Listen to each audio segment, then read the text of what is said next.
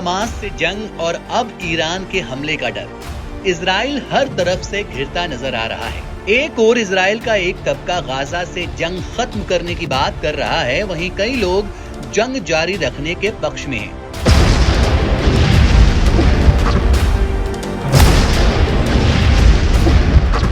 अब इजराइल के प्रधानमंत्री बेंजामिन नेतन्याहू गाजा में जारी जंग के बीच घर में ही फंसते हुए दिख रहे हैं। नेतन्याहू को अपने ही सीनियर मंत्रियों के विरोध का सामना करना पड़ रहा है।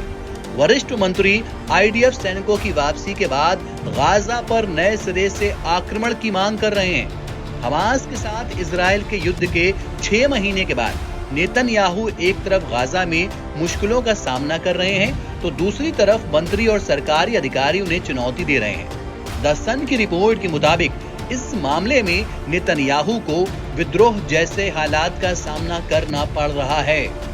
आपको बता दें कि 7 अक्टूबर को हमास के हमले में 1200 इजरायलियों की मौत के बाद से इजराइल के गाजा में हमले जारी हैं।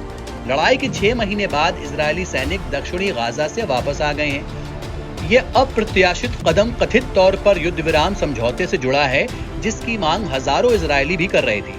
इस फैसले का इजराइल के राष्ट्रीय सुरक्षा मंत्री बेन-गवीर ने ही कड़ी आलोचना की है और नेतन्याहू से राफा में नए सिरे से जमीनी हमले शुरू करने को कहा है। उन्होंने कहा कि सैनिकों की वापसी फैसले के बाद नेतन्याहू पीएम पद पर नहीं रह पाएंगे। उन्होंने आगे कहा, प्रधानमंत्री अगर हमास को हराने के लिए राफा में बड़े पैमाने पर हमले के बिना युद्ध समाप्त करने का निर्णय लेते हैं, तो उनके पास पीएम के तौर पर काम करना जारी रखने का जनादेश नहीं होगा।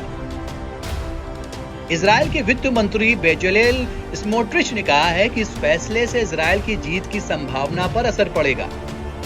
स्मोट्रिच ने कहा, अहम फैसले के लिए अधिकृत एकमात्र मंच सुरक्षा कैबिनेट है, लेकिन दुर्भाग्य से चीजें इस तरह नहीं हो रही हैं। हम देख रहे हैं कि कैबिनेट में बिना मंजूरी के फैसले लिए जा रहे हैं।